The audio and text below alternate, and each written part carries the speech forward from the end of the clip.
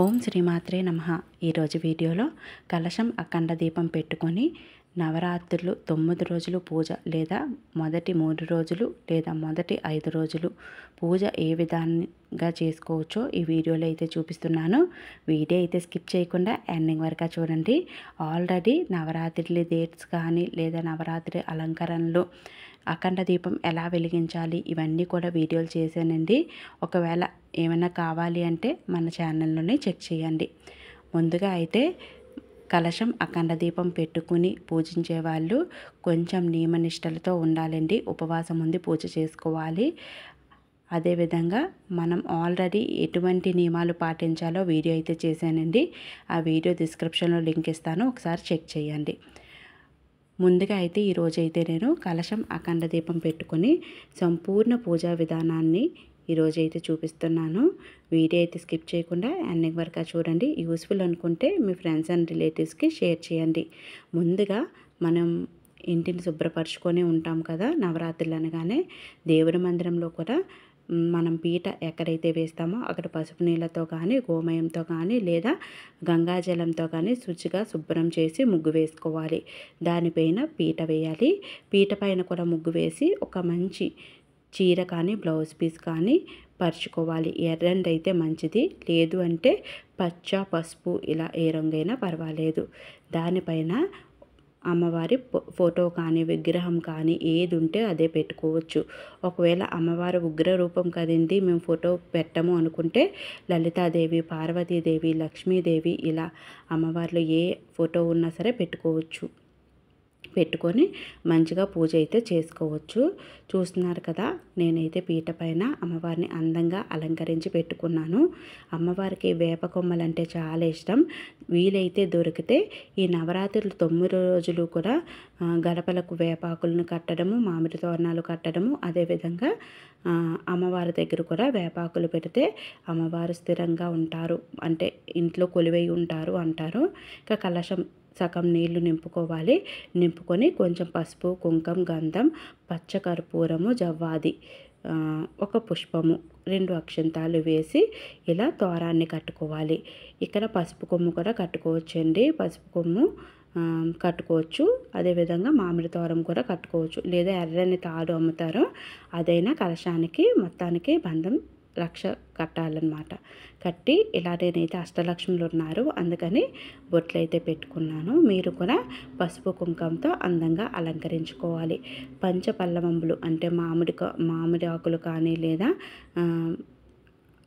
తమలపాకులు కానీ ఏవైనా ఉంటే ఒక 5 ఆకులు పెట్టుకోవాలి. లేదా మామిడి కొమ్మని కూడా దళాన్ని కూడా పెట్టుకోవచ్చు.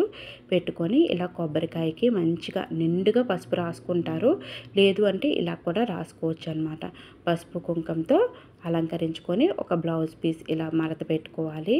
నేను చాలా చిన్నగా పెట్టాను, ఎందుకంటే నేను పైన అమ్మవారి ఫోటో పెడతానన్నమాట, ఫేస్, అందుకనేసి. చూస్తున్నారు కదా, ఇలా గాజులు కూడా ఎరుపు రంగు గాజులు కానీ పచ్చ రంగు గాజులు కానీ వేసి అమ్మవారిని అందంగా అలంకరించుకోవచ్చు.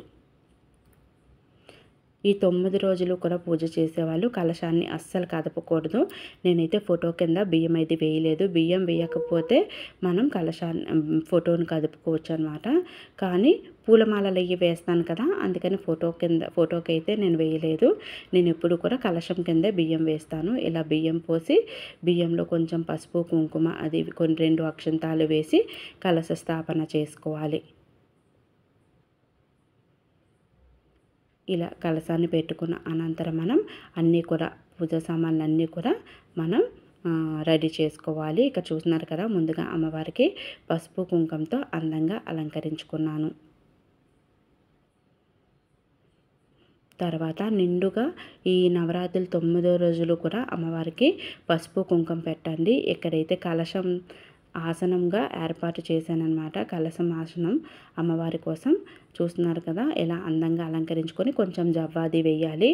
ఎక్కడ సుగంధభరితంగా ఉంటే అక్కడ అమ్మవారు కొలువై ఉంటారు అంటారు. ఇక్కడ ధాన్యంలో నేను అఖండ దీపానికి రెడీ చేస్తున్నాను అనమాట. పసుపుతో ముందుగా స్వస్తిక్ వేశాను, తర్వాత కుంకుమతో దానిపైన స్వస్తిక్ వేశాను. ఇలా స్వస్తిక్ వేస్తే శుభసూచకం కదా. స్వస్తిక్ కానీ అష్టదళ పద్మ ముగ్గు కానీ ఏవైనా వేసుకోవచ్చు, లేదా చిటికెడు పసుపు కుంకుమ కూడా పెట్టుకోవచ్చు. ఇలా వేసుకొని దీంట్లో అఖండ దీపం పెట్టుకోవాలి. 2 ప్రమిదలు పెట్టుకోవచ్చు, 1 ప్రమిద కూడా పెట్టుకోవచ్చు. అఖండ దీపానికి పాటించవలసిన నియమాలు, అఖండ దీపం ఎలా వెలిగించాలి అన్నీ కూడా డీటెయిల్గా అయితే వీడియో చేశానండి. డిస్క్రిప్షన్లో లింక్ ఇస్తాను, కావాలి అనుకున్న వాళ్ళు వాచ్ చేయండి. ఇక్కడైతే అఖండ దీపానికి వత్తి వేసుకున్నాను. అఖండ దీపానికి ముందు రోజే నానబెట్టిన ఒత్తు వేసామనుకోండి నిలిచి కాలుతుందనమాట. ఒత్తు త్వరగా అయిపోదు. అదే అప్పటికప్పుడు వేస్తే మాత్రం ఒత్తు బేగా కాలిపోతుంది. ఇలా అందంగా అలంకరించుకుంటున్నాను దీపాన్ని కూడా.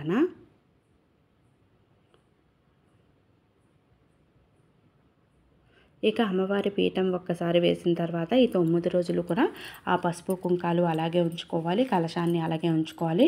ఇక్కడ నేను చిన్న ఆసనం వేశాను కదా, అక్కడ అమ్మవారిని ప్రతిష్ఠించుకున్నాను. ఇక్కడ కూడా బియ్యం అయితే వేయలేదండి, నేను ఓన్లీ కలశం కింద మాత్రమే బియ్యం వేశాను. మనం ఏది కదపమో అక్కడ వేస్తే సరిపోతుంది. నేనైతే కలశాన్ని అస్సలు కదపను, అందుకని అక్కడ వేసుకున్నాను. అమ్మవారి ఫోటోకి అయితే మనం పూలమాలలు అవి వేసుకుంటాం కదా, కొంచెం కదులుతుంది, అంటే పైకి తేల్చకూడదనమాట. చిన్నది కదిలినా పర్వాలేదు. తర్వాత శంఖం అమ్మవారికి చాలా ఇష్టం, శంఖధ్వని. అందుకని శంఖం ఉంటే శంఖం పెట్టుకొని కొన్ని నీళ్లు వేసుకోండి. తర్వాత అమ్మవారి దగ్గర 3 కానీ 5 కానీ నిమ్మకాయలు పెట్టుకోండి. శక్తి దేవత కదా అమ్మవారు, అందుకని పెట్టుకోండి. ఇవి మనం తర్వాత పూజ అనంతరం ఇంటికి కట్టుకోవడము, అదేవిధంగా బళ్ళకి కట్టడం వల్ల మనకి మంచి జరుగుతుంది.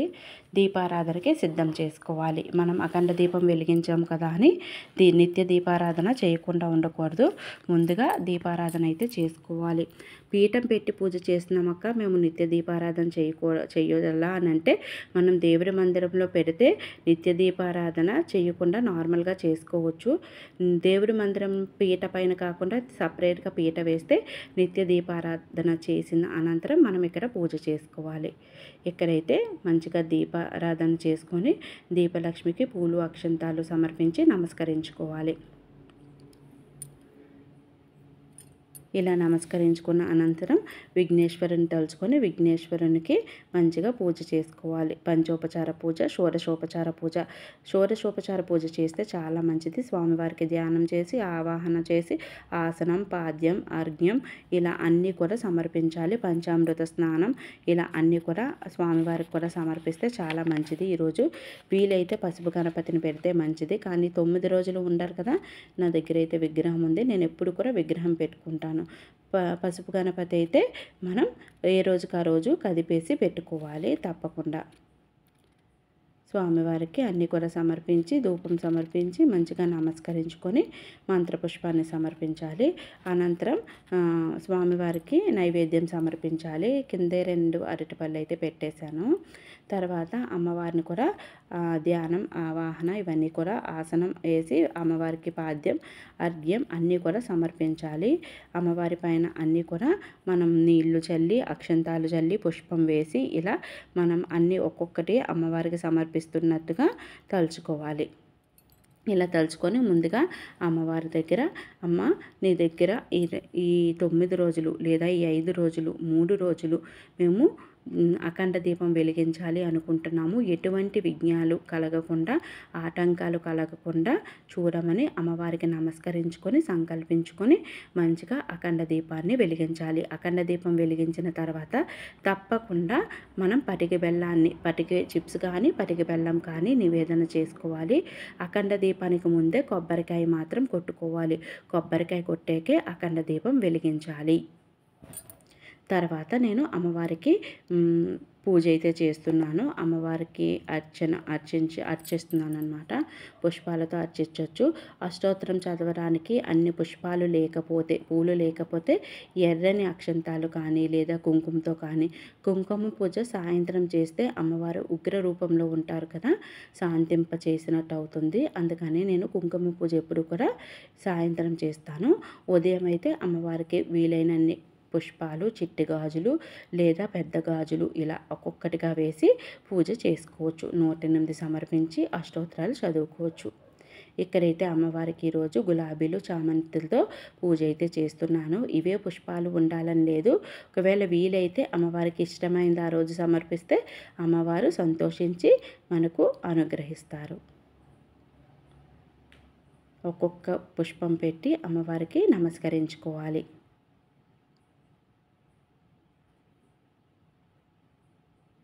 ఈ నవరాత్రులు 9 రోజులు కూడా తప్పకుండా ఉదయం పీఠం పెట్టి అఖండ దీపం పెట్టి కలశారాధన చేసిన వాళ్ళు తప్పకుండా ఉదయము సాయంత్రము పూజ చేసుకోవాలి. వీలైతే మధ్యాహ్నం కూడా మంగళహారతి ఇస్తే అమ్మవారికి మహా నైవేద్యం సమర్పిస్తే చాలా మంచిది. అంటే మనం వండుకున్నదే తొలి అన్నం తీసి అమ్మవారికి సమర్పిస్తే చాలా మంచిది. ఇక ఉదయము సాయంత్రం కూడా కొంచెం ఏదైనా వండి పెడితే మంచిది. లేకుంటే పళ్ళు కూడా అమ్మవారికి సమర్పించవచ్చు. మరియు ఉదయము సాయంత్రము తప్పకుండా ధూపం వేయాలి. ఈ అఖండ దీపం వెలిగించినప్పుడు అమ్మవారు ఇంట్లో ఉన్నట్టు లెక్క అన్నమాట. ధూపం వేయాలి, నిండుగా ధూపం వేయాలి. అదేవిధంగా మనం ఇంట్లో కూడా చాలా నియమాలు పాటించాలన్నమాట. ఎటువంటి నియమాలు పాటించాలంటే మనం ఉల్లి వెల్లుల్లి మాంసాహారం తినకూడదు, నేలపైన నిద్రించాలి, బ్రహ్మచర్యం పాటించాలి. మనం ఎక్కడైతే అఖండ దీపం పెట్టామో ఆ గదిని క్లాత్తో మాత్రమే తుడవాలి. అదేవిధంగా అఖండ దీపంలో నూనె వడ్డించినప్పుడు స్నానం చేసి మాత్రమే వడ్డించాలి. అమ్మవారికి ఈరోజు పులిహోర నివేదించాను. అదేవిధంగా తాంబూలం సమర్పించాలి. తాంబూలంలో మీరు రోజు వీలైతే రోజుకొక బ్లౌజ్ పీస్ సమర్పిస్తే 9 రోజులు అమ్మవారికి చాలా మంచిది. ఒకవేళ సమర్పించలేకపోతే అరటిపళ్ళు, 2 ఖర్జూరాలు, 1 చిల్లర నాణాలు సమర్పించినా సరిపోతుంది. ఇక అమ్మవారికి నైవేద్యాన్ని సమర్పించి మధ్య మధ్య పానీయాన్ని సమర్పించి ధూపాన్ని సమర్పించి మళ్ళీ దీపానికి 2 అక్షంతాలు వేసి దీపం దర్శ్యామి దేవి అని సమర్పించుకొని నమస్కరించుకోవాలి.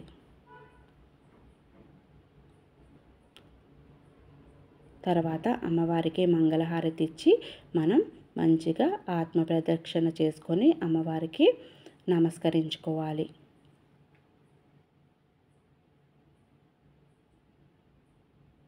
తెలిసి కానీ తెలియక కానీ ఎటువంటి తప్పులు చేసినా సరే మమ్మల్ని మన్నించు తల్లి. ఈ సంవత్సరానికి ఇలా పూజ చేసుకోగలుగుతున్నాము. వచ్చే సంవత్సరం కూడా నిన్ను ఆరాధించే భాగ్యం మాకు కలిగించు, మా ఇంట్లో కష్టాలను తొలగించు అని మనస్ఫూర్తిగా నమస్కరించుకోవాలి. నమస్కరించుకొని మంత్రపుష్పం సమర్పించి మనం అమ్మవారికి ధూపం ఇచ్చి ఇల్లంతా కూడా ధూపం చూపించాలి. ఈ విధంగా అమ్మవారికి మనం కలశం అఖండ దీపం పెట్టి కూడా సింపుల్గా అయితే పూజ చేసుకోవచ్చు.